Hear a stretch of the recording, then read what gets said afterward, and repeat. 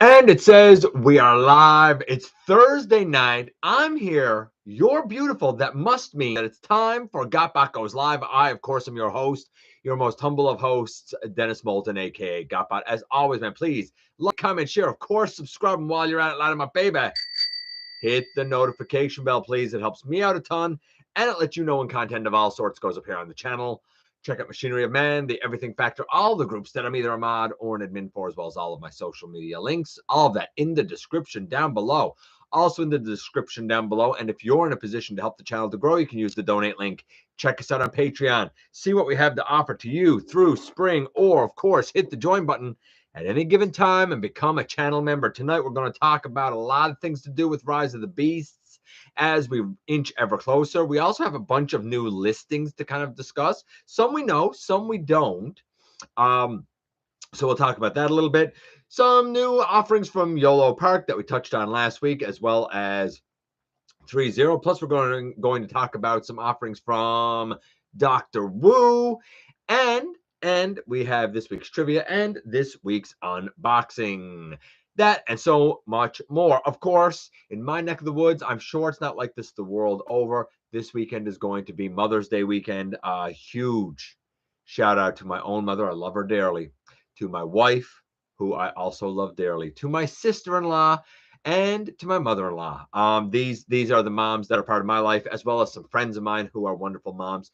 Happy Mother's Day to your mom, or your wife, or your aunt, or your stepmom, or your, I don't know, your sister, or whoever it is that fills that role in your life. And I know the world over, different places celebrate Mother's Day at different times, but here in my neck of the woods, it always comes around birthday time for me. Fun fact, by the time we get together next week, I'll be a whole year older. Before anybody asks anything about a birthday haul, I mean, you've kind of seen a bunch of it already by way of the War Dawn 2-pack. Essentially, that's something slotted for my birthday, as well as Studio Series 86 Ironhide was for my birthday, as well as Origins Jazz. All of that already birthday stuff. I just happened to get it early. Plus what I have here tonight. So birthday haul is kind of done, really, right? So it is what it is. I also want to give a bit of a shout out to Mr. Survive Fan. His neck of the woods is under a tornado warning. Scary stuff. I can't. That's not a thing that's part of my world, and I mean, I can't imagine what that must be like. So big shout out there as well. Of course, I'm going to get um, things sort of salted away here before we get going tonight. Hope you guys are having a tremendous week. Starscream wife is not here tonight. The kids are not here tonight. Tonight is just going to be you and me and Tessa Bear, because she is here. And yeah, so let's kind of get caught up, see who is here before we kind of get going on things. I returned from an early. Okay, Walmart trip and nothing new. Nah, I'm around here. There doesn't seem to be much of anything new lately, or I can't even say so much not anything new.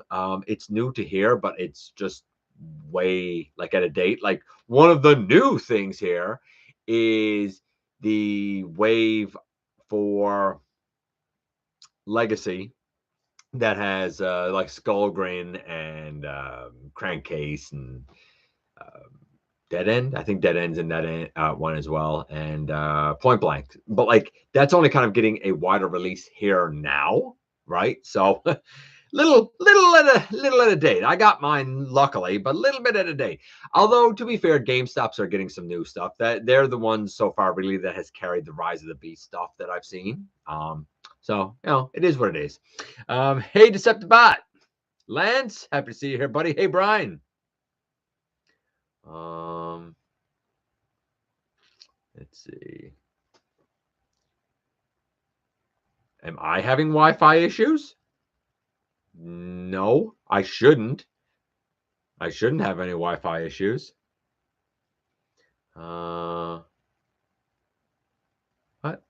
Hey, I'll be hearing. Sorry if any pocket activity. Okay, I hear you, buddy. Um, I'm glad you've been having a good week, Deceptibot. That's great. Here tomorrow, Friday, man, it's supposed to be sunny and 16 degrees, which is of course Celsius. It's nice. It's nice to be getting out of the winter and kind of going into the spring. Here, it's always sort of late. I know. We're like 2 months into spring, and you hear me say that, you're probably thinking, it was like that here in March. Not the way it is in the middle of the North Atlantic. Um, well, then I'm glad that you were able to get it fixed, Caldeo, and that it wasn't an issue on my end, because I would not be happy if it was. Hey, DJ. No, man, you're not so much early this time as I think I kind of came on time. And it's because I happened to be here and ready on time. Go figure, right? Had tornado in my area once in my life, man. Like, we get hurricanes here, which is scary enough, but like, I just know what that wind is like. Tornadoes, that's a whole different beast, man. I saw Legacy Evolution Wave 1 once and never again. All retailers went back to the last wave of Legacy. Oh, to be fair, wider release like Walmart's, for example, have gotten the first wave of the Legacy Evolution core class. So I guess I have seen that, if you want to call that new. Which is a shame because I've been looking all over for Breakdown.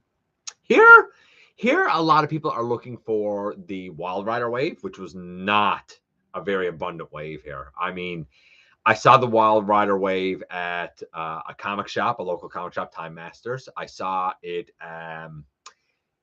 piecemeal at a couple of different Game Stops, and that was it. I don't think I ever saw that wave at Toys R Us, and I don't think I ever saw that wave at Walmart, which pretty much is all we have, right? Been sick. That's no fun, man. For a few weeks. Oh no, that's terrible. Snowed in Ohio last week. You know what? While I said that about the weather, yesterday, I think it was yesterday, the central and western part of my province had between 5 and 15 centimeters of snow. They had a real snowstorm, like schools were closed and stuff. It's very, while it takes a while for spring to really kind of break here, that is also very unseasonable. Like, a snowstorm like that this late is surprising. I'm sure it's probably gone because the day was, I think, a lovely day across the entire province. I could be wrong, but apparently next week, the Labrador portion of the province that's connected to the mainland is supposed to have some snow as well. The joys of living up north, man. The joys of living up north. I eat Taco Bell, so I am a wind expert. I love Taco Bell. I wish we had it. I've always heard that Taco Bell hasn't come to my province because there are provincial regulations or something about like meat quality, and apparently Taco Bell doesn't meet whatever those regulations are. That's what I've heard. I don't know how much truth is to it. Rest of the country gets it, but we haven't. We did have one once in the theater, and it didn't last because it was like wildly overpriced. Like, I think we all know that like Taco Bell is like a, a cheap and dirty feed, right? You know, it is what it is. But like, you would go over there and like two tacos were like $15 or something. It was like, what? What? Like, and it wasn't anything fancy. Like, it wasn't like a chalupa or gordita or anything like that. It was just like two tacos. Actually, it might have been three. And it was like $15, $16. And like, they were just like run of the mill tacos. So it's like, and that was 10 years ago, maybe. So like, it was quite a while ago. So think to what the Taco Bell prices were like 10 years ago and ask yourself if $15 for three of like just your run of the mill tacos seems reasonable. I think a lot of people realize like this is theater, right? This is definitely charging us a lot more, and it just didn't last. To be fair though, there were 4 or 5 kind of takeout joints there that didn't last, and now they're back to like their, I guess, in-house food, like their popcorn and their nachos. And I think they do have like some in-house pizza slices, some in-house like burgers and hot dogs and that sort of stuff. Haven't been to an in-theater movie since 2019. Pretty sure my first in-theater movie going back Though there's a bunch that I actually want to see. I think my first in-theater movie going back is probably going to be Rise of the Beasts. I mean, why not? Why not? Why not? What? I guess break the ban, whatever you want to call it, by going back for Rise of the Beasts. Right? We'll see. We'll see. Hey, Big M. May is typically the latest we've seen snow outside of tornadoes. Only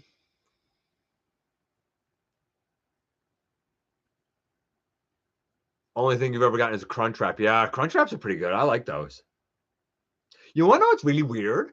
That Crunchwrap here, okay? Now I get that like Taco Bell and KFC and Pizza Hut are like essentially the one company. You know what's really weird? The that Crunchwrap that was carried the world over Taco Bell was sold here in KFC. It was the weirdest thing. It was only like a limited time thing, but it was the weirdest thing. Taco Supremes from Taco Bell here are like $3. Regular tacos are $1.50 US. That's right. That's right. And honestly, I mean, they were always cheap like that here too. Like you could get, 5 tacos for $5 Canadian. Like it was always cheap like that. So like $15 for those $1.50 tacos. Like, come on. It wasn't a Taco Supreme. I've had it. I've had enough Taco Bell to know the difference. And I know what I like. But like I was like, man, like I'm glad we got Taco Bell, but like I had it once and I was like, this is wildly overpriced for what this is. I'm not doing this anymore. Pizza, yeah, pizza. We had Pizza there, which I think is a Canadian chain, and they're gone. But mysteriously, the in-house pizza slices at the theater taste an awful lot like pizza. Just saying, just saying. Everything in cinema is overpriced. Absolutely, it is. Absolutely, it is. Hey, Tommy. Pepsi bought all those companies. So what? So they could put Pepsi in the mall? Okay. I haven't heard that. I've never heard that. I've never heard that Pepsi owns it. I know they have contracts, but I've never heard that Pepsi own it. I think it's like International Foods or something owns it. Maybe that's a division of Pepsi. I don't know. What do I look like? A Pepsi connoisseur? Actually, Starscream wife is. I think the woman's addicted to Pepsi, to be honest with you. It is definitely her go-to, and she definitely drinks too much of it. Me? Not so much. I like Dr. Pepper. I'm a Dr. Pepper guy. What about you? What do you guys like? As I ask that, how about now? We're in 12 minutes. We got 17, 18 people kind of ranking up there. So we're starting to kind of build up the crowd in here. Let's jump into the news. And we're going to start in Saudi Arabia. That's right. Saudi Arabia is going to have not one, not two, but 3 Transformers themed entertainment. I guess we'll call them entertainment. I don't know what to call it. Centers, I suppose, entertainment centers in Saudi Arabia. It will also be the home of the first indoor entertainment center for Transformers. It will include rides, shopping, and an immersive environment. We've seen some pictures just as of today where like there's a space bridge and it looks like that there was another wall that probably had a screen with like Evergreen Cyberverse Megatron and another one with Optimus. So that's certainly going to be part of it. It looks like a lot of it is based on Cyberverse Evergreen type of character models, but it'll be interesting to see this unfold. Naturally, there will also be branded shopping, but I think that the draw hopefully is going to be the rides. I guess we'll have to wait and see. Apparently, all of this is part of really the same sort of modernization plan going on in Saudi Arabia that the WWE is part of and why they do events there. So apparently that's what this is meant for. And this is meant to be family entertainment, which is very, it sounds normal to all of us, but very progressive over there, considering, 5 or 6 short years ago, if you went, for example, to a stadium to watch something, all the men sat together and the women and the children kind of sat off in their own right. So like it's nice to see. It's nice to see kind of the franchise grow and expand. For me, it's nice to see it grow and expand in 2 ways across other parts of the world that, not all of us get a chance to see and experience. Like the first one is going to open in Riyadh. And like I know only a little bit about Riyadh from some students that I have taught that have come from Saudi Arabia, but also from seeing WWE events there and some of the promo and touring and stuff that they've done around. So it'll be interesting to see. These are not going to be small. Each one apparently will be about 10,000 square meter spaces, big spaces. Not 10,000 square feet, 10,000 square meters. So it's going to be pretty big. Yeah, first one will be in Riyadh. It is what it is. Rise of the Beast. Let's kick off with the first piece of news for that. We know that it's going to come out in regular theater. We know it's going to have 3D. We know there's going to be the IMAX experience. Well, what about if your theater has 4DX?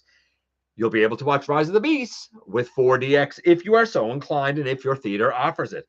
It's not only like an IMAX experience. With 4DX, you have 270 degrees of screen around you, as well as, I guess you could call it a field of vision, as well as Screen X special effects and even motion synchronized seats. So if you've ever, I don't know if everywhere has this, if you've ever experienced something like in the D box with the moving seats, and if you've ever experienced IMAX, kind of jam both of those together, put in some special effects and amp it up. And that is 4DX. I guess the idea is to really kind of put you in the film and make you feel immersed in it. Interesting.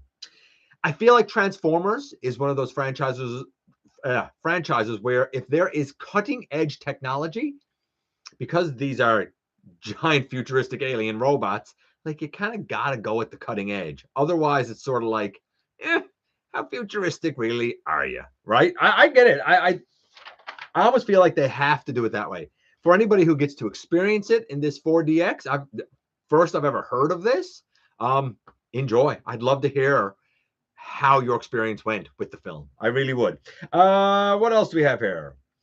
So I'm going to, no, we'll go back to that, actually. I think we'll go back to that. 3.0 showed off their M Deluxe Starscream. Now, we've already talked about, I think, RC recently.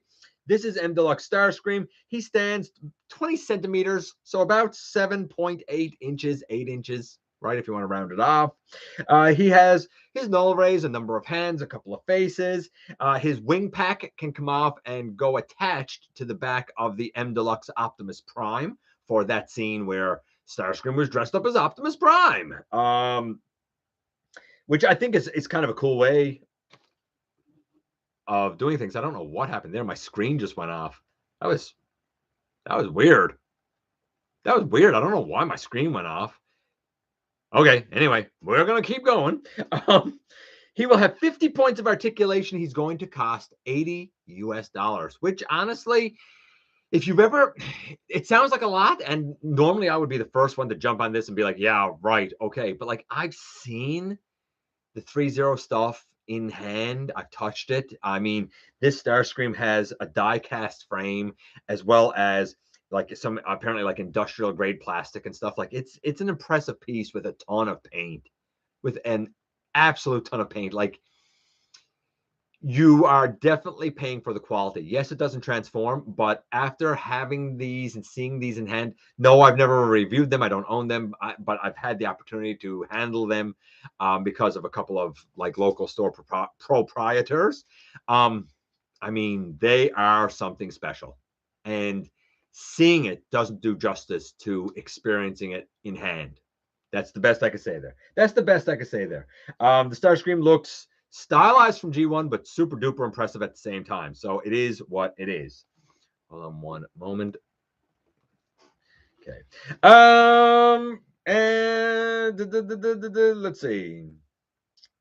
Oh, did you miss out on getting a Legacy Motormaster? Because I remember when they were out. I remember when that run was ending. I remember when they were retiring that mold, and I even warned people, if you want a Motormaster, get it now. Well, the fans clamored, and a lot of them said, I missed out on Motormaster. And guess what? Pre-orders are going up for a June re-release of Legacy Motormaster for fans that missed it. We need more of this going on, right? Fans spoke up, in Canada at least, about us not getting the wave with Beachcomber and Axle Grease and DevCon. And now a lot of retailers are now going to be getting it, whether they are getting it from their traditional Hasbro Canada distribution methods or from alternate distribution methods from the US. we're getting it. So business is heard. They listen to the fans. Now we have this happening with Motormaster. We have the reissue coming of Legacy Evolution, Dirge, and Ramjet somewhere down the pipe. We need more of this. We need more of putting customers first, because we've had a lot of years, too many years, of worrying about putting investors and profits first. It's time to get back to what brought you to the dance and brought you to the table, and that is customer satisfaction. More of that, please. More of that, please. Plus, you know what? I got to be honest. I'd love to be able to stop complaining about it and kind of beating the drum of ethics in business. It'd be nice if a business was just ethical. Just throwing it out there. Rise of the Beast early access event will occur on June the 7th in select theaters across the US at least.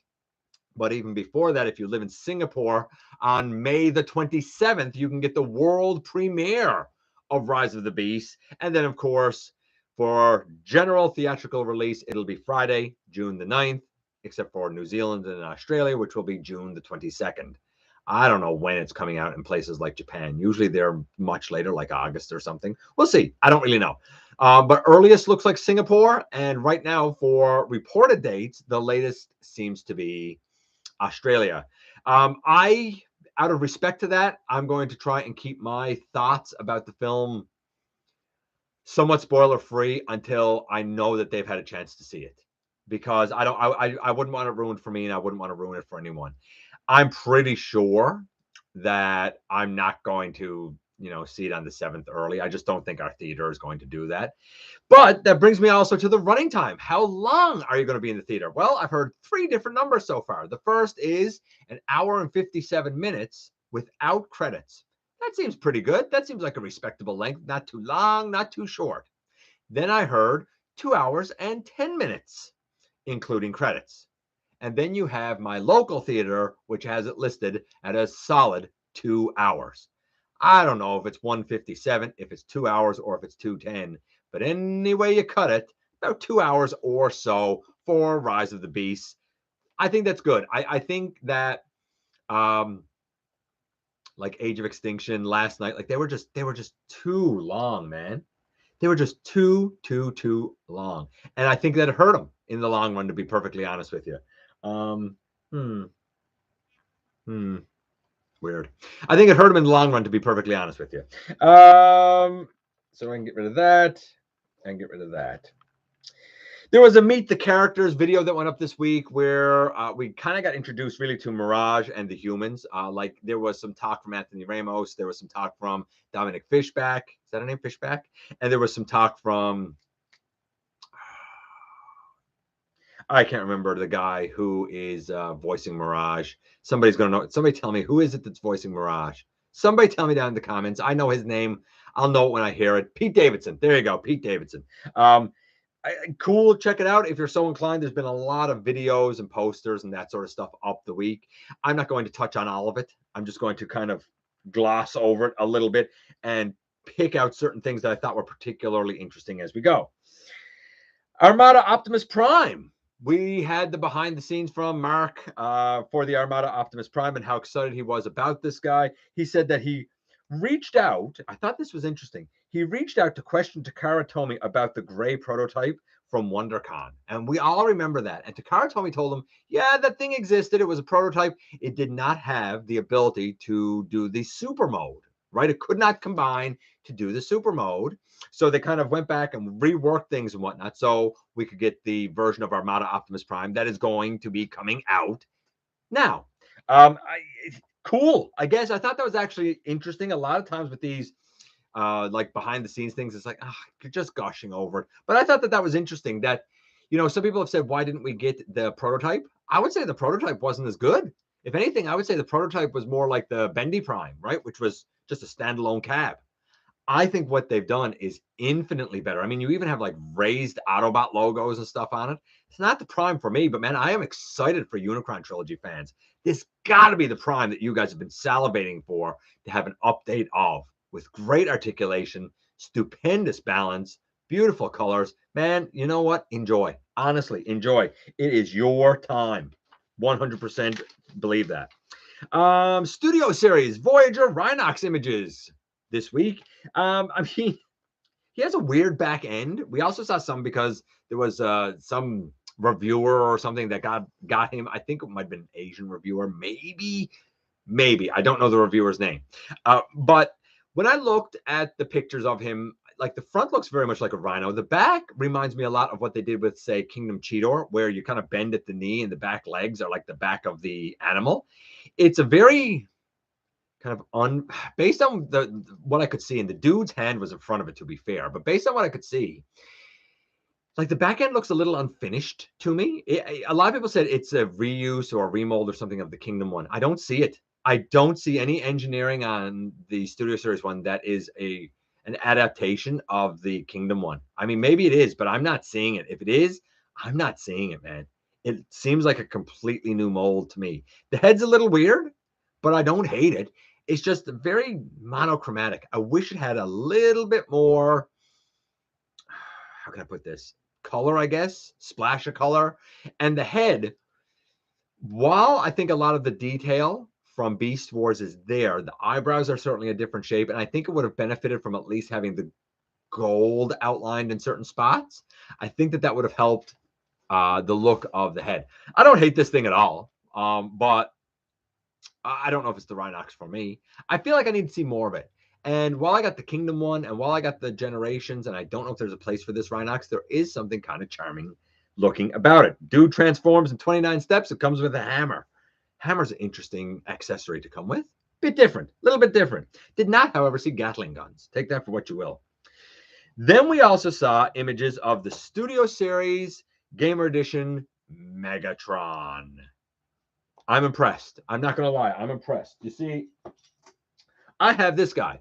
This is the Megatron from the Rage Over Cybertron set. Got him and Bumblebee and Optimus, all three, for $9 thrift shopping. This, I don't remember where this came from, but I found it, or it was given to me, or something. It's not the like clear translucently blue one. It's actually the black one that comes with the regular retail release. I love this guy. The Gamer Edition is certainly more accurate. There's no doubt about it. The colors are certainly more correct. There's no doubt about it. When it comes to that one, like this guy here, that's as much T-pose as you're getting. It's like a lowercase t than an uppercase T, right? So his shoulders are limited. The dude has no waist. Just having a waist and better arm articulation is going to help the Studio Series one. I like the size of it better. However, I do like this fusion cannon better. I don't really like the fusion cannon on the Gamer Edition one, though, to be fair, the fusion cannon on the Gamer Edition one is definitely more animation accurate. It's just I like this fusion cannon.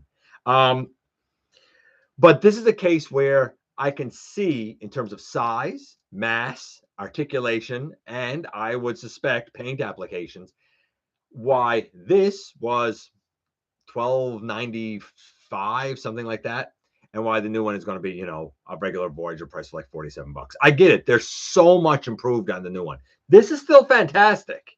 No doubt about it. And I don't think I need to replace this myself, but I totally understand why people would replace it, or if you miss this, why you would absolutely get that Megatron. It looks stupendous.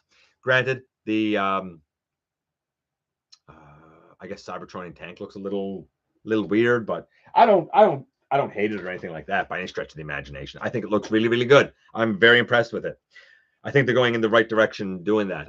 By the way, I don't know if anybody else realizes this or not. I only found this out like yesterday, that I've seen the Gamer Edition Optimus Prime. I don't need it, but it looks really good. Looks splendid. I do hope to review it at some point. But apparently, at least in Canada, the Bumblebee is also out at GameStop, as is the Barricade. I have not seen either of them, but apparently they're out in Canada. I don't know if they're out in the US.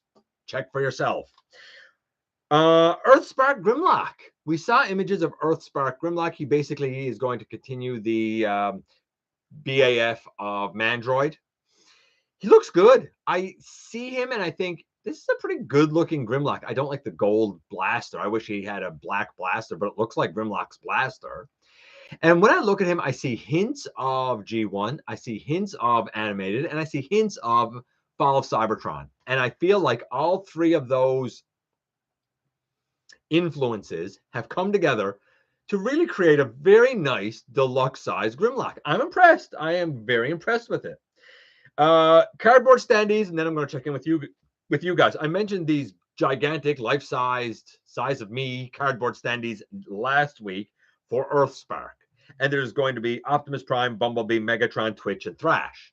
What I didn't realize is there's also going to be a number of cardboard standees for Rise of the Beast with Optimus Prime, Optimus Primal, Bumblebee, RC, and imagine having a cardboard cutout of the sinister Scourge, who's definitely at least 6 feet tall. I mean, yeah, buddy. I like it. I don't think I got nowhere to put a cardboard standee, but if you do, I think these are pretty cool.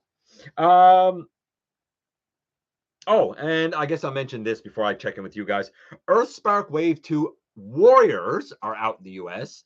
Not the deluxes, the Warriors. The Wave 1 was Elita 1 and Optimus Prime, I believe. Wave 2 is Megatron. And the one that I'm waiting for, the one that I'm actually excited for, Thrash. Yeah, I want Thrash. Dude turns into a pretty cool little motorcycle.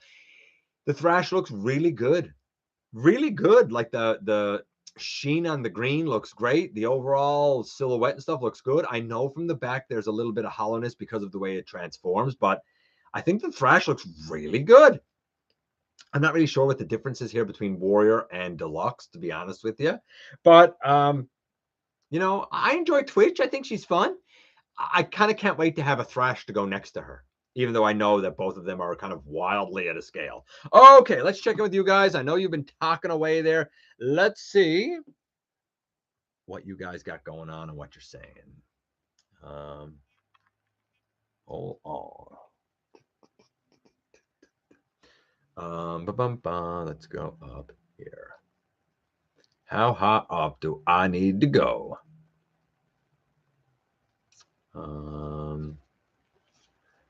I like Cherry Pepsi and Dr. Pepper. Yeah, Cherry Pepsi is good too. I like Cherry Pepsi. I like Cherry Coke years ago too when it was out. Pepsi owns Yum Brands. Always brought Pizza Hut, Taco Bell, and said, "Oh, I did not know that. Interesting. First I've ever heard of that. Interesting." I am a cola fan, either Pepsi or Coke. Here's the funny thing: my wife strictly drinks Pepsi. My sister-in-law strictly drinks Coke. So, like, if we go to her house, there'll be like a bottle or a can or something of Pepsi there that's specifically for my wife. And if we know that, like, my sister-in-law's coming over here, like, we'll make sure that there is at least a can, probably a bottle, whatever, of Coke for her. Not gonna lie to you, I don't. They taste the same to me. Dr. Pepper tastes different because I get that kind of cherryness taste on it. Although at this is gonna sound weird. At Subway here, I had a vanilla chocolate pepper or chocolate pepper, Dr. Pepper. That was wild. You can also get a lemon Dr. Pepper there. Wild. Hey, Ultra Megatronus. Oh, working on the old car. You're better than me. I mean, I've changed a tire. I can put in windshield wash. That's about it. I could detail a car because my first job was car detailing many moons ago. But like that's it. RC Cola. Yes, buddy. Royal Crown Cola. For sure. I used to like some RC Cola. Haven't seen RC Cola in a long time around here, but I used to like it. You know what I didn't like? Anybody that's in here from Canada will know this. Zellers, which recently kind of started to come back in some provinces. I hope it comes back all the way. I really do, because it would really fill the hole that was left after Target backed out. Anyway, Zellers used to have their own brand of cola called Z Cola, and it was terrible. It always tasted flat to me. Like, it's like they didn't bother to carbonate it or something. I don't know. It was terrible cola. Definitely Pepsi people. The wife likes Dr. Pepper, especially the strawberry and creamy. Nice. Hey, Shansi. Hey, Brian. Does 4D come with smell vision? You know what? It seems like that's the only thing that this 4DX is missing is something for the old olfactory sense to sniff. No, I don't think that they're, well, I guess you say feel around, like does the 4DX have feel around, but like it has the synchronized moving seats. So I guess, yeah, I guess in that way you'll feel it. Local GameStop has a loop line that some reason I didn't ask why. I don't know what a loop line is. Diecast construction is lost art. That's true. Hey, Joel. Motor Master is for sale here, but more expensive. Interesting. I wasn't planning on getting Motor Master until I impulse bought all the other stupid ones, and now I need him too. Well, you know what? Then be glad that he is being reissued. I like to see stuff like that. I respectfully pass Legacy Motor Master. My mom, what? My Motor Master is Combiner Wars. Listen. I respect that, and I'm there with you, buddy. Need to start a War for Cybertron Earthrise Prowl reissue. Actually, it's funny you mentioned that. I might as well do this one now because why not? So there were 2 listings. Now I have more besides this, but there were 2 listings that JT Prime 17 pointed out this past week. The first is for a Transformers Buzzworthy Bumblebee Studio Series 86 2-pack Prowl. But it's not exactly clear what this Prowl is. Some indications say that it's dying Prowl. Some indications say that it's an anime accurate deco of Prowl. Because if you know that Earthrise 2-pack, then you know that I have it, first of all, and that I did a bunch of custom work on this guy to make him G1 accurate. What did I do? Just as a reminder, if you didn't see that review, the thighs I painted silver, the silver highlights on the pelvis I added, the red triangular highlight in the middle of the pelvis I added, the gray on the bumper, the red lights, the red on the door handles. Was that it? Was that all that I needed to add to this guy? That might have been it, I think. If it's not, then I'm missing what else I added. But certainly all of that. And I love this guy. I agree. I agree with Brian. In essence, he needs a reissue, and he is getting one, I think. But it's not clear as to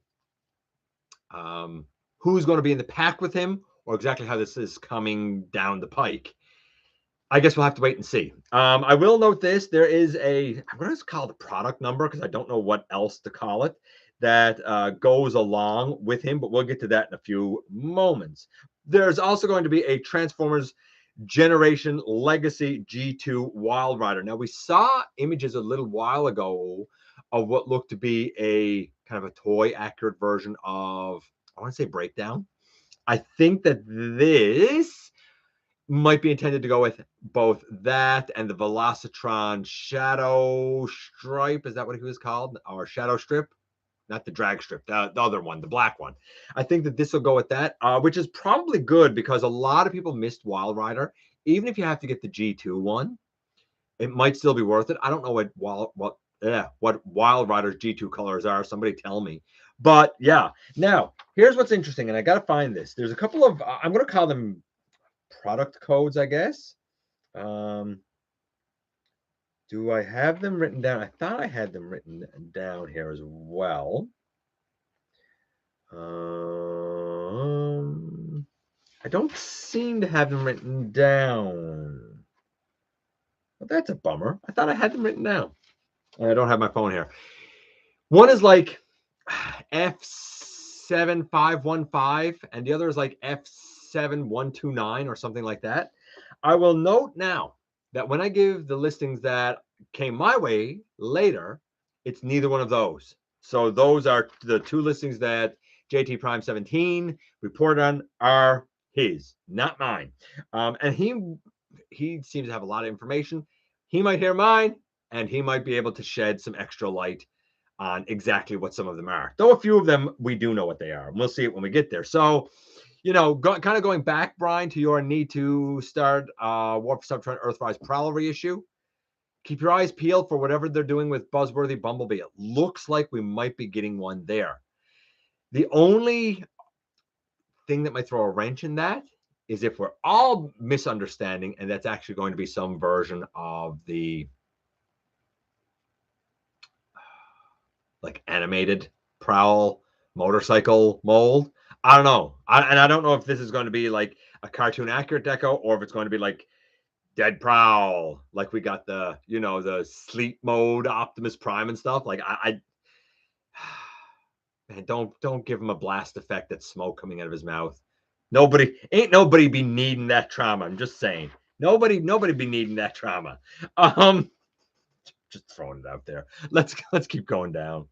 They seem to release limited, and when it sells, they higher the price with at least 20. Oh yeah, I mean, I get supply and demand. They're going to jack up the price if they can, but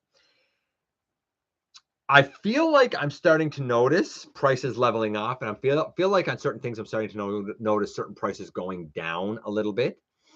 For example, the wild overpricing that Toys R Us was doing that I've pointed out to you guys over the last year and a half, that seems to be starting to work its way out, and they seem to be going more with regular retail. Probably because if you go to Toys R Us now, there's this 40% off sale, and there's like a whole shelf of the pterosaur that came out in the Buzzworthy line, a whole shelf of raw chicken Dinobot, and still some Buzzworthy cups, and the 3-pack that had Optimus and Cheetor and was it Bumblebee from Cyberverse in it, and the Creatures Collide 4-pack, because none of it sold at the prices that they were charging. And I guess with the market here, people were like, you must be on hard drugs if you think I'm paying $45 plus tax for a deluxe. And I agree. It's no.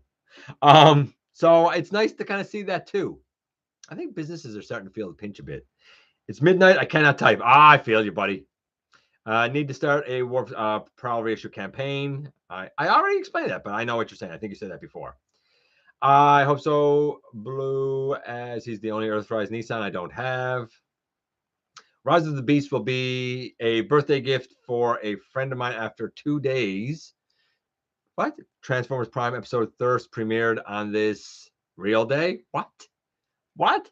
After 2 days, Transformers Prime episode Thirst premiered on his real birthday. Oh, okay. I was misreading. Cool. That's a great episode. That's a terrifying episode, but it's a great episode. I think 2 hours is perfect. So do I. Not too little, not too much. I think it's good. And yes, Pete Davidson, thank you.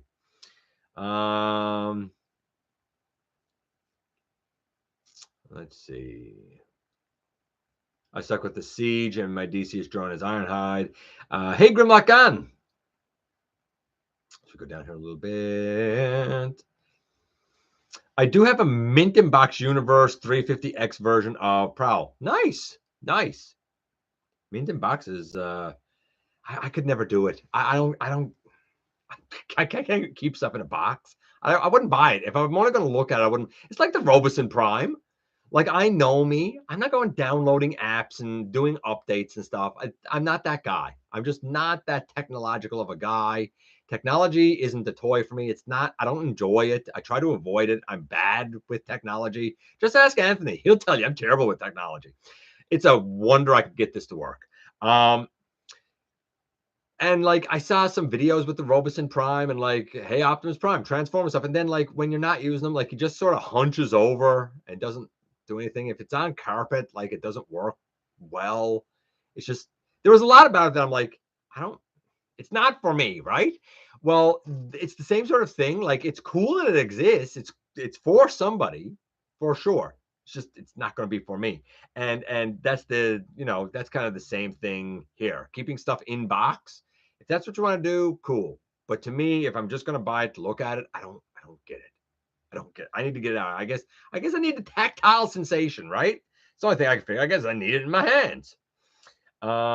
Which is funny. Maybe that's my favorite thing about collecting is handling the stuff. If you haven't voted yet, keep in mind that the countdown question is up. Voting ends tomorrow at midnight. And of course, this week's question, since last week was top 10 pet peeves, this week is, what is your one favorite thing about collecting? Why not do it positive? Why not? Because that one's going to go up Monday. That one's going to go up on my birthday. I would like Positivity Monday on my birthday. Why not do the reasons that we collect, right? Why not?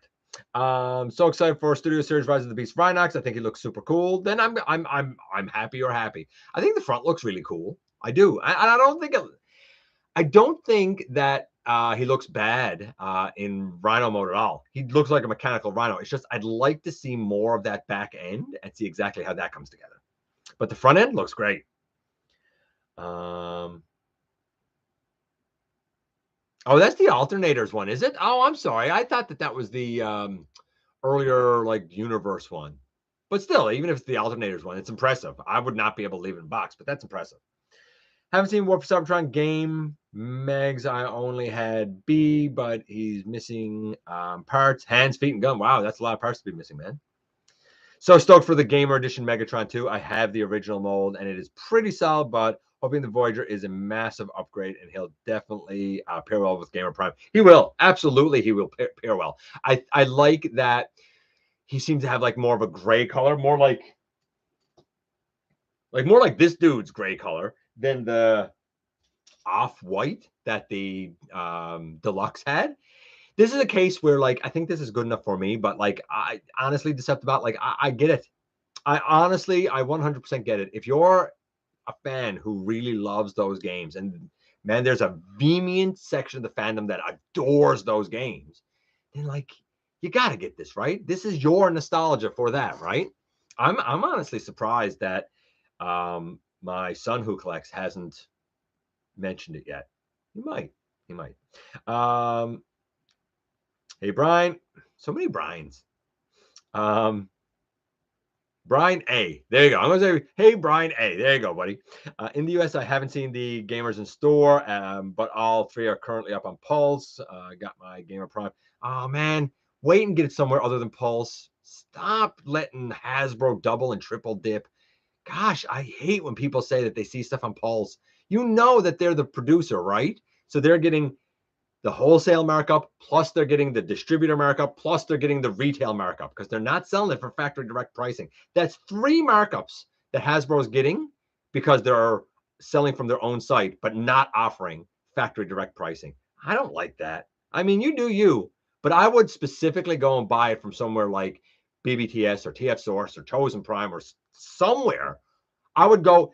Pulse would be the absolute last place I would ever consider buying anything, because I don't want to give Hasbro 3 times the profit. What are you giving me in return that's 3 times better? You know, I'm just saying. It's just, that's my biggest pet peeve. Hasbro, that was my biggest pet peeve. Part of the fan base who vehemently loves the games, man. I get it, man. I get it. And after seeing the Optimus in hand, somebody said, I think last week, I think it was Jay Holla, who said, like, it's almost like he's popping out of the package. And that's true. You see him and he's so burly and big. It's almost like he's popping out of the package. It's really impressive. The only thing about him that's a bummer is the back end where you can see his hands. And that's a small price to pay for everything else he does right. What a brilliant transformation he has too. A lot of interesting moving, twisting parts. So I totally get it. The original War for Cybertron game figures is what got me into collecting. Yeah, I totally understand it. My first figure back was the War for Cybertron Voyager Soundwave. So, and then I got Optimus, and then I got Jazz, and then I got Starscream, and then I got Thundercracker and Shockwave. And I get it. I was same here. So I absolutely agree. Every time you say Brian, I jolt up. Brian with I or Y? Brian with an I. You know what? Man, so many. Okay, let's keep going here. Speaking of Pulse, despite my gripes about it, I guess people must like it, or Hasbro likes it, because they just put up their sites as active for Hong Kong, Malaysia, and Singapore.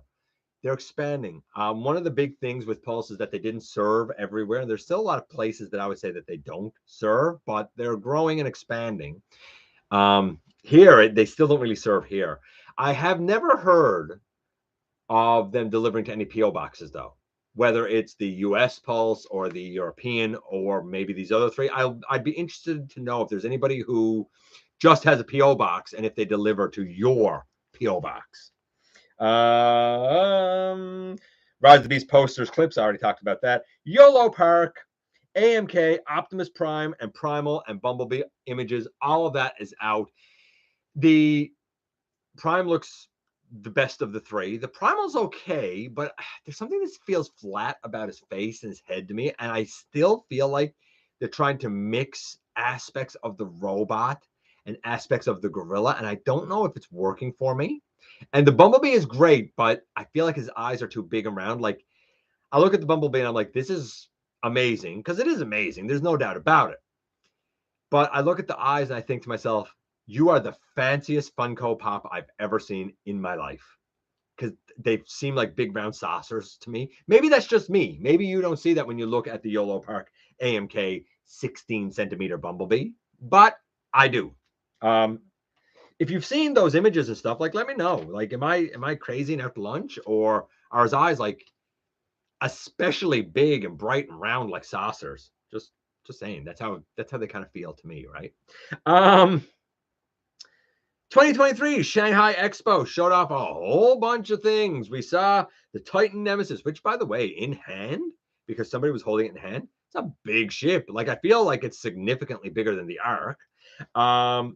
We saw, of course, Axle Grease, Scourge, the Armada Optimus, and Megatron and whatnot. But I think the highlight there was the Rise of the Beast Studio Series Optimus Prime. We have seen the kind of mainline Voyager. The Studio Series one certainly has a little more color. Still a lot of unpainted gray plastic. I wish we had some more silver there. When I look at that Studio Series Optimus, naturally I make the comparison next to Studio Series 38 Bumblebee movie Optimus Prime.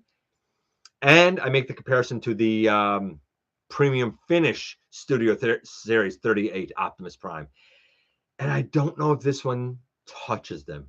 I really don't know. I'll need to see more of it, but I look at it and I think to myself, you look plain. You don't look bad. You just look plain. And if it's a similar engineering and stuff, then I'm sure it's wonderful. If it's more of like a deco change than a new offering, that's fine. But I still think then the Bumblebee use was just a little more Optimus Prime-esque to me than this one. You might think differently, and that's fair. That's just kind of my personal take looking at it. It doesn't look bad at all.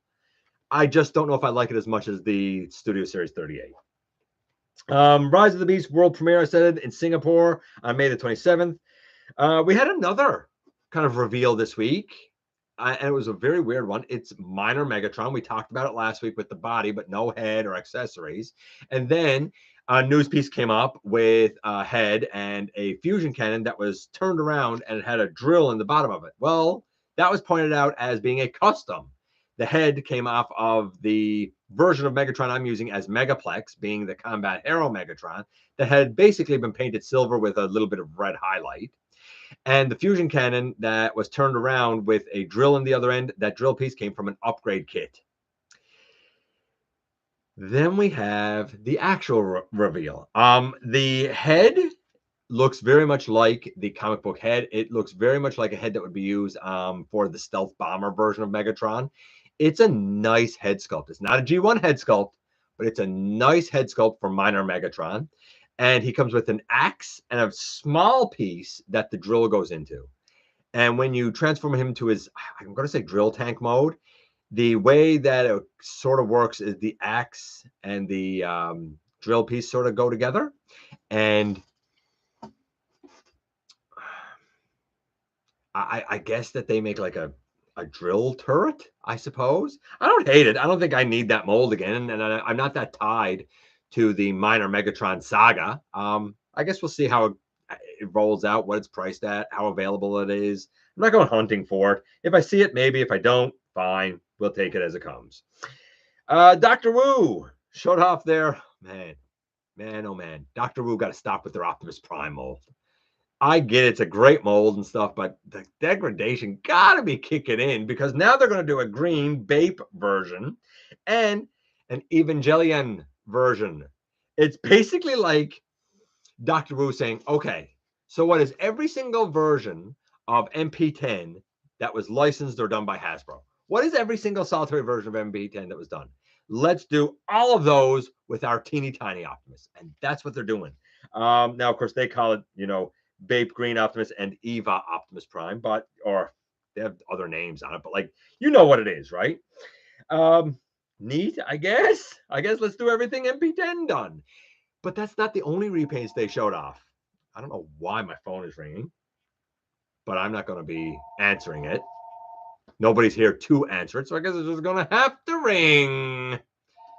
How many people want to bet it's spam? I'll let you know next week. I bet you it's a spam call.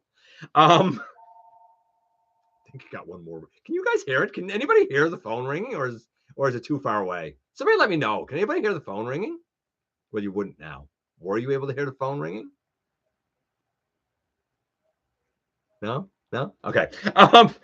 Nobody's saying anything. Oh, you're okay. You guys are hearing it. All right. Yeah, I think it rang 3 or 4 times. All right. Yeah. Anything can happen live, right? That's not the only repaints that Dr. Wu showed off. No. I talked about last week when they showed off images of their Cosmos, who is going to be released with their version of Ramjet. Well, wouldn't you know it? Repaints already. So Cosmos is going to get a kind of green, black, and purpley repaint. Looks very much like Action Master Croc. And that's going to be Shattered Glass Cosmos. He's also going to be getting a repaint with mostly black and gray, black and silver, and some red highlights as GotBot's Pathfinder, which I think looks really neat. It looks really, really neat. I like it. The Ramjet is going to get a G2 repaint. No big shock there. It's also going to get a G2 Sandstorm repaint. Maybe no shock there. What I did notice is the hands and forearms on that repaint as Sandstorm is going to be black. And I thought about the yellowing issue on the Hasbro Generation Selects version. And I'm like, you know what? Mine has a little bit of yellowing. Trans Aaron's was awful. But mine has a little bit of yellowing. Maybe I should just paint it black. We'll see. We'll see as time goes on. Fan stream coming up Tuesday, the 16th.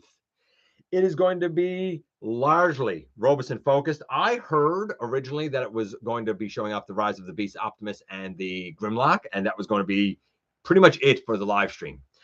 Now I've heard some more information and some evolution to that. Apparently there will be other products offered. I hear somewhere around 8.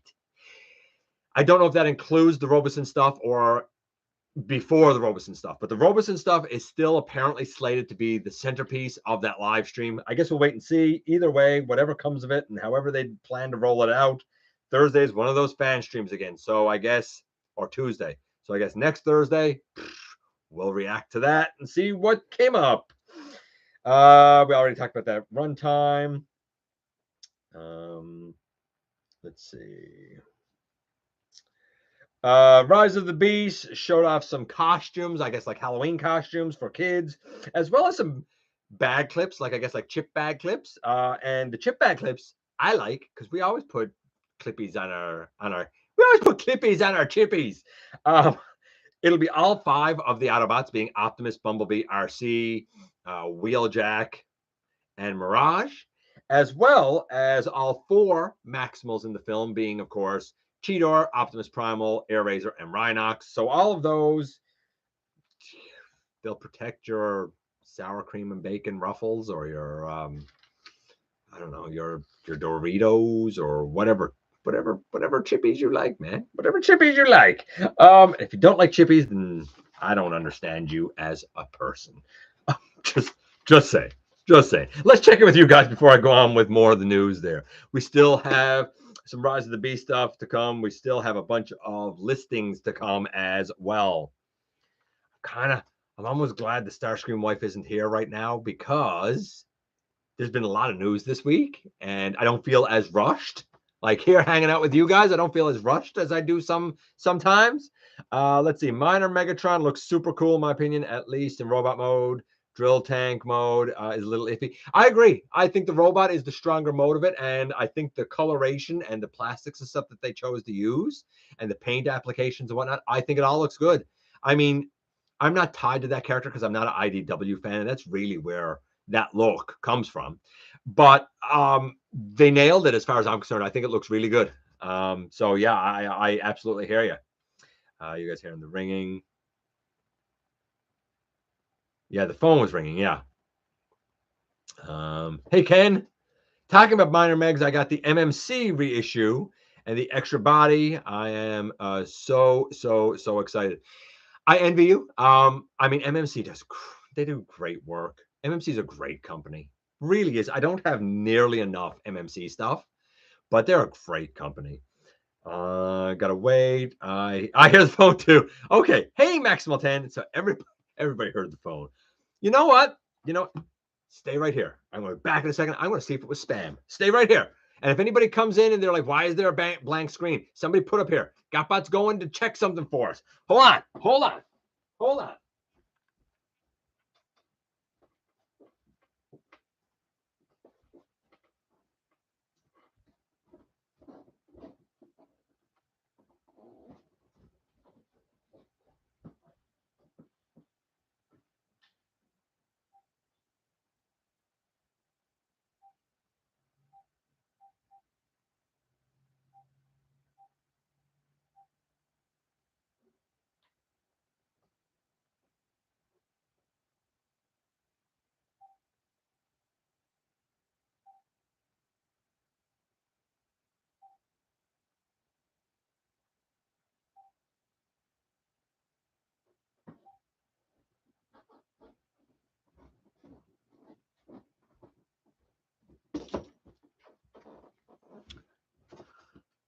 Sure was. Second call of the day.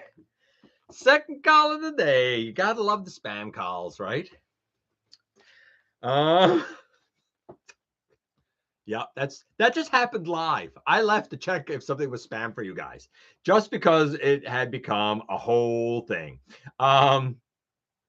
Would you like to extend your car warranty? Who here called? You know what's funny? One night, it's funny that Joel mentions that because one night we were here and my phone kept going off with text messages, and it was Cardboard Bots who was text messaging me over and over and over, and he was like, "I'm just doing this to mess with you." So it's not the first time that it's happened. No, it wasn't the wife. It was not the wife. I don't know about the RC from the 2-pack though. RC. Oh, are you talking about the Ariel? I think I wanted that 2-pack for Dion. I think the Ariel's the star. I think it's better than the Dion. It's the way the mold should have been. At least my copy is. And I'm kind of glad that I ended up with a good copy of it. But it's like I said in the short. Come on, man. Consistency got to be a thing. I get certain variances, and I had a whole conversation with someone. I don't remember who it was now. And I mean, they've worked in production. I've worked in production. I get it. You get certain variances. You know, not every Keurig is perfect. Not every VCR is perfect, but like generally they're functional, and generally you have an idea of how this is going to work, and you can sort of count on it. But I feel like it's such polar opposites with molds in the last few years that it's not like, oh, a bad copy here and there, or oh, this was a bad run. I feel like over the last 5 or 6 years, especially, like it's become more and more and more and more and more of a problem. And I would just like to see consistency. I don't know. They got to do better QC checks or do them more often. I get that you do a sample and make sure it works okay. I think you got to check more samples, man. I really, really do. You got to get your production nailed down better than what it is. What else do we have here? Metagate triple changer shatter, man, from the Bumblebee movie. She's gonna stand 27 centimeters, which is pretty big. That's a good size. 35 centimeter long plane, 22 centimeter long car. Good hefty size. Really good hefty size. I like it. We'll see if Metagate can pull it off or not, right? Transformers and Porsche, they're releasing some clothing items. I mean, if you want to buy it, you can get a ball cap for $55 US. It seems expensive. You can get a T-shirt for $89 US because it got Porsche and Transformers on it. Okay. Or my favorite, the sweatshirt. A sweatshirt. Okay, keep in mind, a sweatshirt. Some of you might be wearing a sweatshirt right now. Let me ask you this. Did you pay $199 US plus tax? I saw this and I saw the price. I was like, this is ludicrous. $200 for a sweatshirt. I'd want one bad enough. I'd put on a garbage bag first and put duct tape around myself before I would spend $200 on a sweatshirt. That's to me, that's insane. Forged to Fight. A lot of people said Forged to Fight went away. Forged to Fight's not gone away. Netflix games. Didn't even know Netflix games was a thing. But Forged to Fight is there. So a lot of words there that were very difficult to say together because Forged to Fight is nice alliteration. For some reason, I really stumbled over Netflix games. Take that for what you will. Let's see. We saw a new TV spot for Rise of the Beast. It showed Scourge's transformation, and he kind of smashes into Optimus Prime. And we saw Cheetor's transformation. Again, he's very quick. It's a very quick transformation, and it matches. Dude's a cheetah. I don't know if I like that he's supposedly going to speak fast as well. I feel like they're going to try and mash together a bit of Blur and a bit of Cheetor and see what we come up with in a blender. And I don't know if it's going to work. We'll have to wait and see how it, I guess pans out and plays out on screen. Maybe it will work. Maybe it'll be great. And I'll say, man, this is the way Cheetor always should have been. Interestingly, just I'll say a couple hours before we went on air, we saw what was apparently the first character model for Stratosphere. Up close, we saw his face. He has a mustache and stuff. He looks like a gentleman. He's going to be voiced by Frank Matano, M-A-T-A-N-O, Matano, Frank Matano. I don't know why these people always have last names that I can't say. I think it's Matano. I'm going to say it's Matano. Interestingly enough, tomorrow, right here on the channel, we'll be reviewing Stratosphere. Now, it's going to be the Revenge of the Fallen Stratosphere, and a conversation came up of, hey, wasn't Stratosphere in one of the earlier movies? He was in, technically, Revenge of the Fallen. He was in the Revenge of the Fallen line. So he came out as a plane, as an Autobot, as a character in the line. But in the movie, he wasn't there. In fact, the alt mode, the plane that he's based on, was actually a nest plane in the movie that deployed Optimus Prime, which is why Stratosphere comes with a little Optimus Prime. Now, to add a new wrinkle to this, in essence, I suppose I'm technically looking at a Rise of the Beast character product, because if you actually look at the TF Wiki page for it, the Rise of the Beast Stratosphere is the same character from Dark of the Moon, or rather, I guess, this one is an earlier version of the Dark of the Moon character, right? This is Stratosphere in the 90s, and the figure that we have for him is Stratosphere in the 2009, mid-2000s. Very interesting. Very interesting.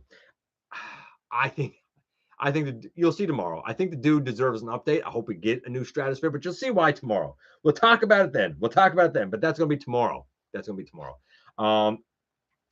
Next Friday, by the way, a week from tomorrow, we're going to do what I like to call Lugapalooza, and it's essentially going to be a review of animated Lugnut, who I've never handled until now. And man, he's fun. It's much smaller than I thought, but man, he is a fun lad. And we'll compare him to Clobber, to the Reveal the Shield, and to even I'm going to say fast food version of him. You'll see next Friday. So that's tomorrow, Stratosphere, next Friday, Lugnut. But we got something coming between that Tuesday. That's going to be the unboxing. We'll get to that in a moment. Stephen Capel done an interview. Now, I'm not going through everything he said in this interview. There was also an interview with some of the actors, and it was okay. It was about 12 minutes. It was like a video on YouTube, right? But the lady who voices RC said, this is the first time RC has been in the live action film, so I'm honored to be voicing her. And I'm thinking, lady, did you not see RC in the Bumblebee movie? Did you not see the RC triplets in, what was it? Dark of the Moon, Rise of the Beast, whatever one that was. She's been technically in there before. But RC has never been as predominant as she is in this one. She's like the Autobot second in command in this one.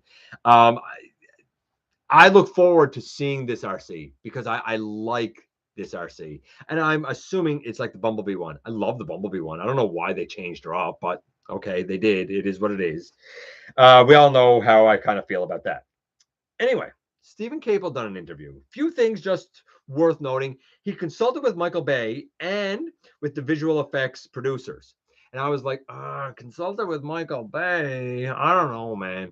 But apparently the only reason he really consulted with Michael Bay is because he's never worked with special effects like to this degree. And he kind of wanted to, I guess, tug on Michael Bay's ear regarding how did you handle that? Like, how do you film that when the character or the item is there, when it's this gigantic thing? Like, what sort of props, what sort of things did you do to sort of fill that space in so that the human actors got something to work off of, right? When it comes to like technical advice like that, I think it's okay. I think it's okay to pull on people that have done it before. I think it's smart to pull on people that have done it before. They've experienced it. They've already gone through the growing pains. Why are you wasting time on the growing pains? Learn from them. If you think it works and you do the same thing, cool. If you think it's a good idea, but you want to tweak it, cool. But why not at least ask for the advice? I think it was smart.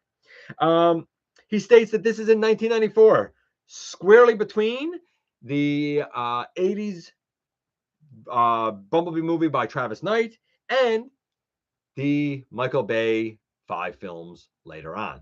And he explicitly says that this falls between both of those timelines, I guess.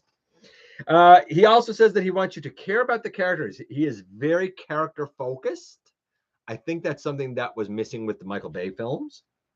I think there was a loss of character focus there. And not only a loss of character focus, but I think that really hurt plot and stuff because you weren't invested in anyone the same, really, right? I think one of the things that the Bumblebee movie did right is that it did have a heavy focus on characterization. And I think that's what this movie needs too, a heavy focus on characterization. We'll see how it plays out in the end. He brought in the Creed team for Transformers for the fight scenes, especially the hand-to-hand combat. So if you liked the fight scenes in Creed, or Creed 2, if you like the fight scenes in Creed 2, then you're probably going to like them here. The difference being that the fight scenes when you're using humans, you can't actually, or you're not supposed to actually connect. With the robots, all you had to do was plan it out. Let the artist go wild. Everything can connect here. Parts can fly off. Things can get ripped apart. Go wild. Get creative. Let's see what he comes up with. Let's see. What background do you need going into the film? He said the only background basically you need is that Bumblebee and Optimus Prime came here in 87 and they're trying to get back to Cybertron. That's it. And the way apparently they're treating this story is it will not at all mess up the timeline or the events from 07 onward. Interesting. And I've discussed and alluded to how they might handle that in the past. I'm not going to do it again here. But if they do kind of what was leaked 4 months ago, then yeah, it's not going to mess up any of the timeline. He's very excited to see Mirage on the screen and the Terracons. Anthony Ramos also said that he's excited to see the interactions and stuff with Mirage on the screen because he liked the interaction dichotomy between his human character and Pete Davidson's Mirage, because Mirage takes nothing seriously, as where Noah takes everything seriously. And, maybe Noah can teach Mirage something. Maybe Mirage can teach Noah something. And I love this. One of the things that Cable pointed out was that we're getting a great soundtrack with a lot of 90s music, especially rap, including someone who was a huge name in the 90s. Someone Cable says he believes to be one of the top 3 rappers of all time, who is going to do a new track for the film. So it'll be interesting to see what comes up there. I'm I'm intrigued. Let's put it that way. I'm intrigued. And I'm going to do the listings and the trivia, and then I'm going to check in with you guys again. Then all we got to do is the unboxing and get out of here. Okay, so here's the listings I have. And I'm going to give the whole numbers in case somebody understands what these numbers mean. F7, 138, 139, 140, 141, and 142. All of those are going to be Generations Collaboratives 2, 3, 4, and 5, and 6. I don't know what any of these collabs are. I don't know if anybody knows what those F7 numbers mean. Maybe we'll have more information about that next week. Oh, F6 161 is the Legacy Evolution Titan. We know that's the Nemesis now. F7 144. I don't know what this is, but it is a Transformers Generations fan exclusive 2-pack. I thought that this might be the buzzworthy one with the Prowl, but it doesn't have the same number as this. I don't know what F7144 is. I'm thinking something buzzworthy, but again, we're getting that mysterious fan exclusive. We're getting 2-pack. I thought that the fan exclusive 2-pack was the War Don pack. Could this be a listing for the War Don pack at other retailers? I got mine from GameStop. I don't know. Some people in the US have said, what's happening with the War Don pack down here? Word that's come to my ear, and I will tell you now that this is rumor. Don't take this for 1 ounce of anything but rumor because I don't know if it's true. But what I've heard is that in the US, it's going to come out as a SDCC exclusive in July. And then after that, it's going to be more widely available at Pulse. And I don't know how in terms of retailers. It's GameStop up here. Will it be GameStop down there? I don't know. I have no idea. I mean, if it's an exclusive, usually the exclusives for GameStop up here are Walgreens exclusives, but I don't see the War Don pack being a Walgreens exclusive. I don't know.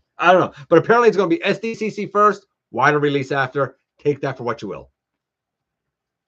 What else do we have here?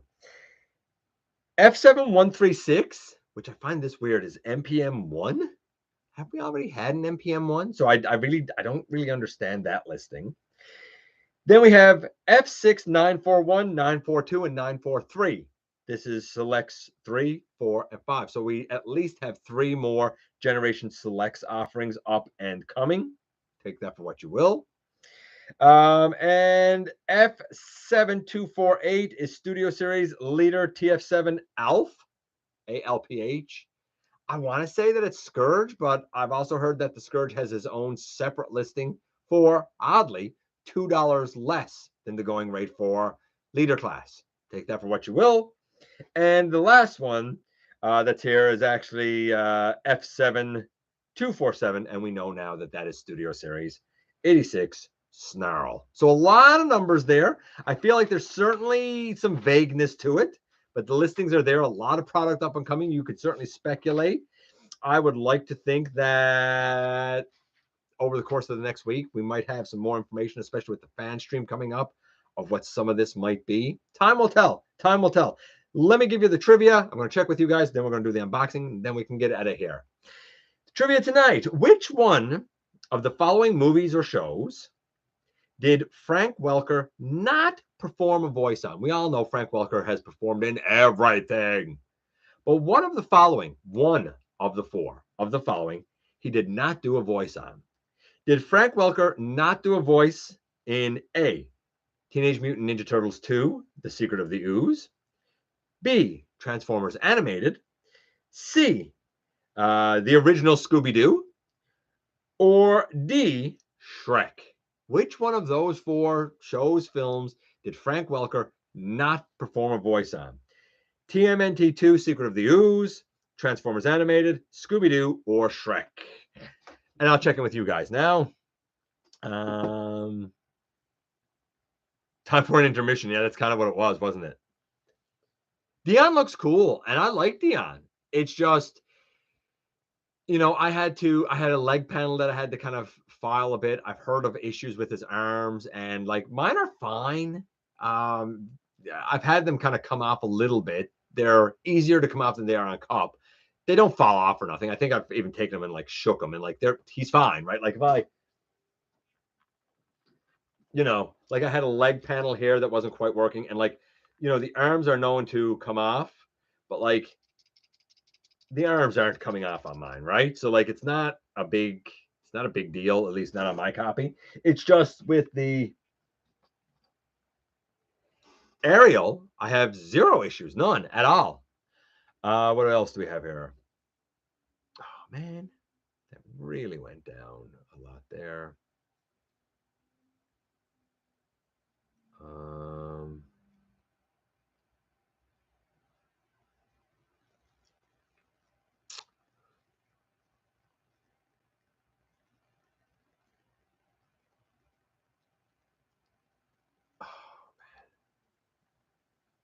how far up do I have to go here, man? You should go to bed. You should, yes, you should go to bed. We're almost done though, man. I just gotta, man. I seen all the good night, Brian E. Good night, Brian E. Because that's what we got to do. There's so many Brians. Good night, Brian E. Sleep tight, buddy. I'm just surprised that he still has a house phone. No, man, I always have a house phone. I hate cell phones. I detest trying to talk on them. It's like using the walkie-talkie. I detest typing on them. You guys have seen my typos. I can guarantee you 100% when you see typos, that's me trying to type on a phone. That's how hard it is. I have to use both hands. I cannot do it with one hand. Impossible to type on a phone with one hand for me. I can't do it. It's far too tiny. I don't adapt to it. Like I can't pick up technology and go. I get a new microwave and like I got to read the instruction manual. I can't just do it because I don't understand how any of the buttons work. I'm telling you, man, I should have been born like in the 40s or 50s. I should be like 75 now. I was born in the wrong era for sure. Um, Go get some snacks and carbonated soda. So I'm going to do that after this.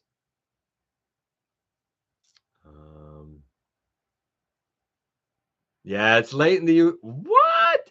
Work in 5.5 hours. Oh my goodness. I'm glad it's Friday. Or well, it's gonna be Friday. You know what I mean. Can't wait for the War Down 2-pack to come out in the US. I hear you, man. That's one less Brian. Oh, that's so good. I think for Dion, they should have made the arms and legs stay attached. I agree, Mike. I'm saving that 200 for fans hobby tidal wave. Fair.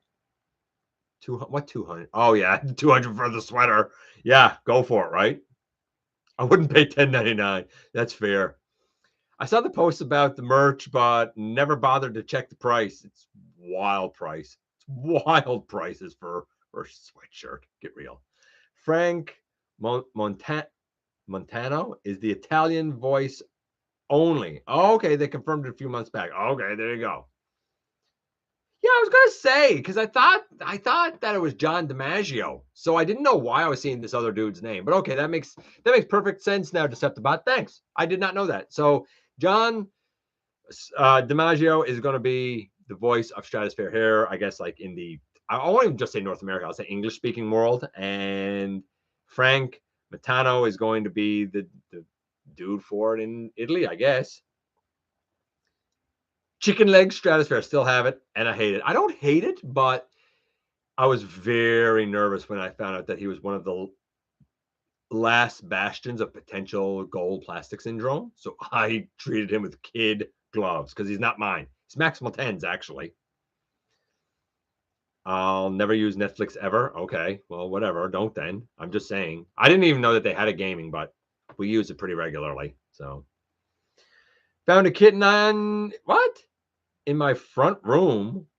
In your front room wall this morning? How did a kitten get in your wall? Hope you saved it, man. I don't love the long Thursday shows. Normally, I try to keep it to an hour. We often go over, but normally I try to keep it to an hour. I'm not a long show guy, man. RC was in Revenge of the Fallen. There you go. I knew it was one of those. If you found an animal in your wall, check your attic and basement for openings. Yeah, like I would too, right? Old two-story house. Wild. Well, RC needed more time on screen in live action. She did. I agree. She absolutely did. As we go down here.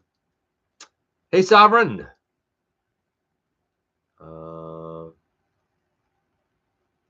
see. Wardon's still on the way. Yeah, I know you ordered them. In the previous TFN stream, when they announced the Wardon 2-pack, officially they said it was going to be SDCC. They didn't mention anything about a wider release after that, but it would be nice. I'm telling you what I heard. I'm only telling you what I heard. Any news on the new Ultra Magnus Hound? Nope, nothing.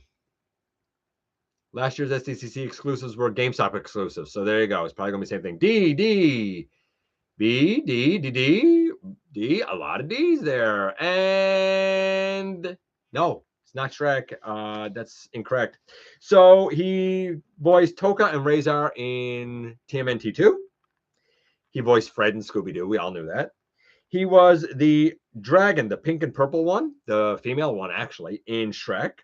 He never done a voice in Transformers Animated. TF Animated. A Transformers thing, and Frank never had a voice in it, apparently. So I'm told. So is the case. Let's just check it with you guys, and then we'll do the unboxing here and get out of it. It's only one thing. It should be very, very quick and easy. Had to get that said. Frank was in TMNT 2. Cup was easier to transform after picking the legs off. That's fair. If you have PAX Tryon, Wardon is a must. Yeah, I agree.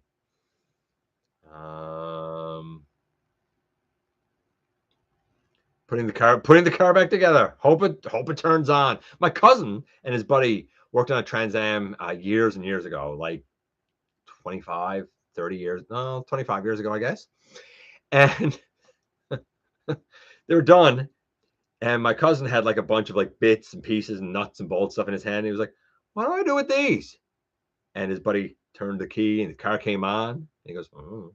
So my cousin just threw him behind him. That's it. Went off. Car worked fine after that. On the fence about the Nemesis. I'm not on the fence, not getting it. I think the robot is ugly. It's not worth $199. Try $309.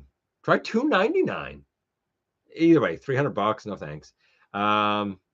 Did I get the email? Yeah, I got your email with, yeah, I did. I haven't had a chance to reply or anything, but I did get it, Dragonfly. And let's do the unboxing. Very, very simple, very, very quick. And we can get out of here, ladies and gentlemen, to end things off this 1 hour and a half, a little bit long tonight. It is, and I think most people probably know what this is if you saw the picture and stuff. It makes sense. It's the hot thing going around. It's the cool thing going around that the cool kids love.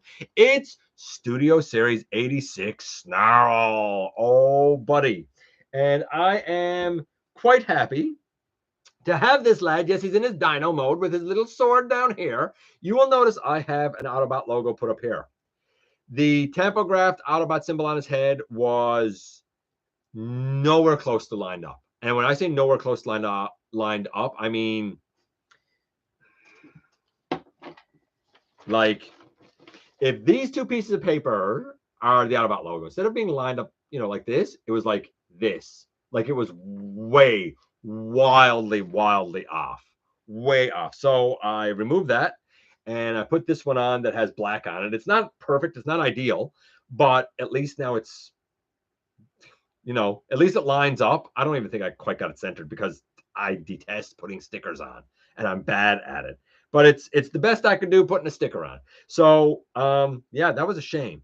Other than that, I really, really like the guy. He's going to be Tuesday. I do wish that this gold was painted like the rest of this. I don't know. They cut out some mass. They cut out some paint. I feel like we have to get Swoop done, because I think the further we go, the more they're starting to erode this set a bit, and I don't want them to. I want to get it finished so that they all look splendid together. This guy, though, even with those couple of minor things, here's the nice thing. I got him for about $8 less than the going rate here for a leader class. And you know what? I'm okay with that, because, like, yeah, okay, so you cut out a few grams, you cut out a little bit of paint, but you know what? You charged me $8 less. So cool. I'm happy with that. Or, well, maybe where I got it from charged me $8 less. I don't know. But either way, I'm pretty happy with the dude. And I love his transformation. Buttery smooth. And that's it, ladies and gentlemen. Woo! Folks in the UK, Joel, go to bed, buddy. Sleep tight. Anybody else who's here who it's late for, go on to bed. Sleep tight. Pleasant dreams. One and all, once again, a happy Mother's Day from my part of the world to all of your wives, your moms, your girlfriends, your aunts, whoever it is in your life that serves that role. Man, they're special. We're nobody without them. I've always said I respect my mom. You know, she brought me in this world. She could take me out, even make another like me and give it my name. Just saying, just throwing it out there. As always, I appreciate you guys coming by, giving me some of your extremely valuable time. I do know how important it is to you. If you're in a position to help the channel to grow, you can use the donate link. Check us out on Patreon. See what we have to offer to you through spring, or of course, hit the join button at any given time and become a channel member. Don't forget to hit the subscribe button, please and thank you. Stick around, have some fun here on the channel with us. You know, go vote, right? And especially don't forget that somehow, man, some way, each and every single solitary day that you're on this planet, that you're in this world, you do make a difference. And I look forward to the next time that you and I get together to have another visit, either in the live streams on Thursday nights, right here, right now, at the stop motion premieres, or the old fashioned way, right here inside the videos.